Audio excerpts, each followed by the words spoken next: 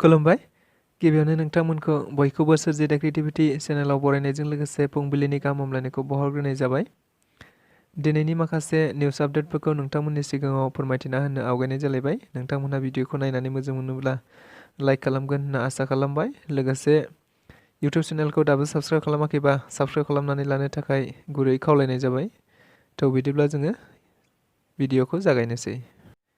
आरोबाव फिन साब्रै नकल सना फालांगिरिफोरा गावखौ गथायदों। नंगौ, दायो नंगौआव सासेनि उनाव सासे सना नकल फालांगिरि आरो रां नकल फालांगिरिफोरा गावखौ नगाव पुलिस थानायाव गथायबाय थानायखौ नुनो मोनबाय थानाय जादों।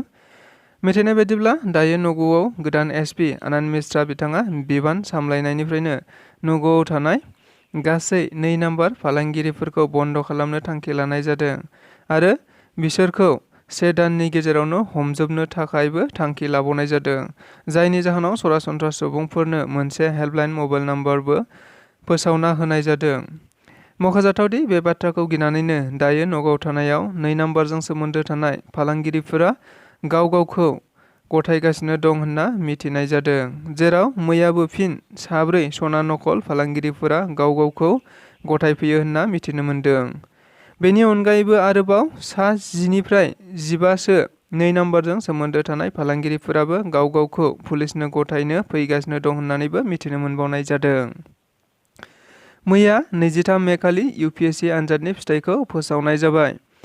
भारतनि बयनिख्रुइबो देरसिन आरो गोरासिन होनना मिथिनाय जायो बे UPSC आनजादखौ, जाय आनजादनि गेजेरजोंनो IAS, IPS बायदि जौसिन थाखोनि साख्रिफोरनि थिसनथाइखौ होनाय जायो, जेराव बे आनजादखौ UPSCआ बोसोरफ्रोमबो खुंनाय जायो। मिथिनाय बायदिब्ला देग्लायनि बे आनजादाव आसामनिफ्रायबो गासै सा 7 बिजाथिफोरा उथ्रिसारनो हानाय जादों होनना मिथिनो मोननाय जादों। मख'जाथावदि बे उथ्रिसारनो हानाय बिजाथिफोरनि गेजेरावनो आसामनि नगावनि मिलनपुरनि मयुर हाजरिका बिथाङा गासै भारतनि गेजेरावनो 5थि मासिखौ आवग्रिनो हायो होनना मिथिनो मोननाय जादों। बेनि गेजेरजोंनो आसामनि गोग्गानाय लाबोनो हादों होनना मिथिनो मोननाय जादों। MLA लरेन्स इस्लारि बिथाङा बावखुंग्रि बियाबाव फाखा लामा लुफुंनो अन्थाइ खामा गायसननाय जायो।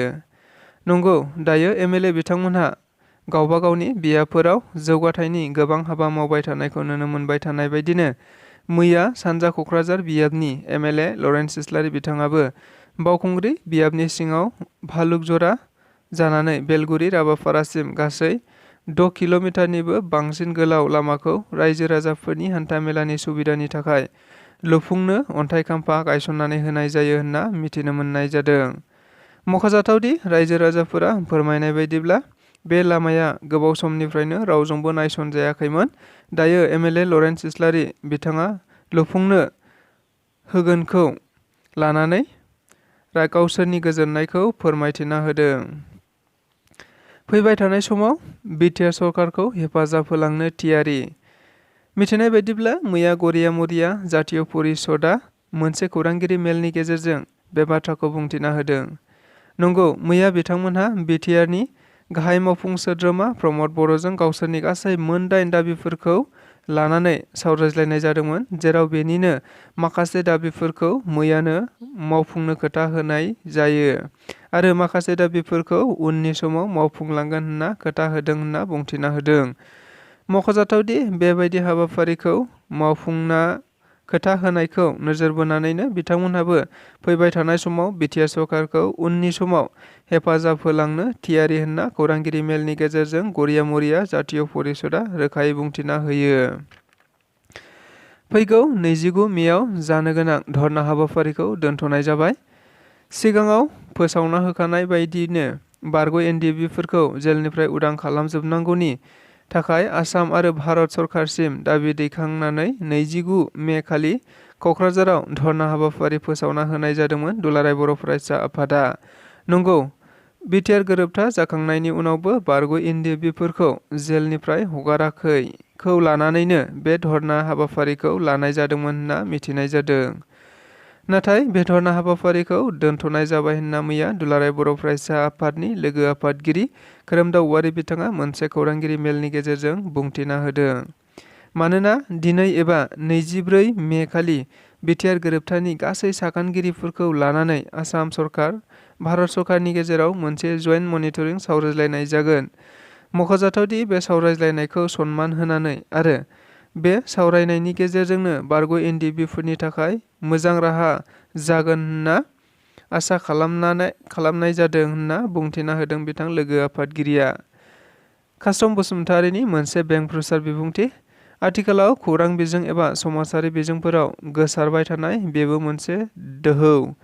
नंगौ, दायो गोबां समाजारि एबा जेखिजाया आफादनि दैदेनगिरिफोरा गाव गावनि गथ' गथायफोरखौ बर' बिजोङाव फोरोंथाइ होआ बे बाथ्राखौ लानानै गावजों गावनि गेजेराव समाजारि बिजोंनि गेजेरजों बाथ्रा दान्थेलायबाय थानायखौ नुनो मोनबाय थानाय जादों।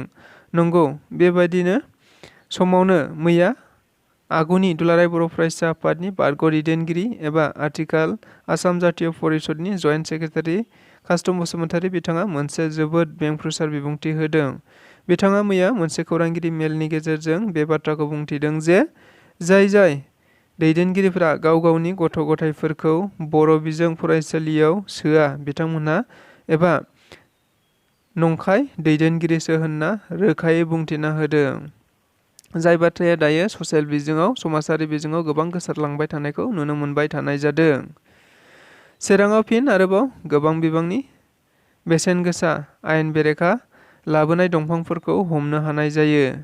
नंगौ, दायो सानसेल' नङा, खेबसेल' नङा, जावले सानफ्रामबो चिरां जिल्लानि रुनिकाटा रेन्जनि सिङाव गोबांथार आयेन बेरेखा लाबोनाय दंफांफोरखौ हमनो मोनबाय थानायखौ समाजारि बिजोङाव सानफ्रामबो नुबाय थानाय बायदिनो मैया आरोबाव रुनिकाटा रेन्जनि हाग्रा बिफाननि गोख्रों नायबिजिरनायाव गोबां गारिजों लोगोसे गोबांथार बेसेननि दंफांफोरखौ हमनो मोननाय जायो होनना मिथिनो मोननाय जादों।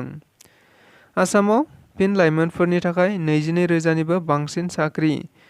जों बयबो मिथिगौ, मानगोनां डक्टर हिमन्त बिश्व शर्मा दैदेननाय आसाम सरकारा दायो 1 लाख लाइमोनफोरनो साख्रि होनो थांखि लानाय बायदिनो दायो गोबां लाइमोनफोरनो साख्रि होखांबाय।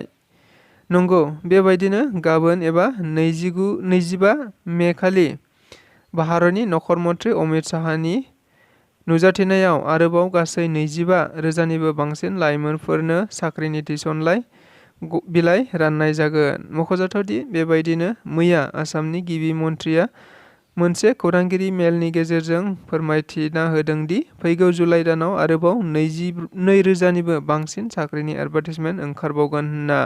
बेजों लोगोसे दिनैनि रादाबा बेखिनियानो। गोजोन्थों।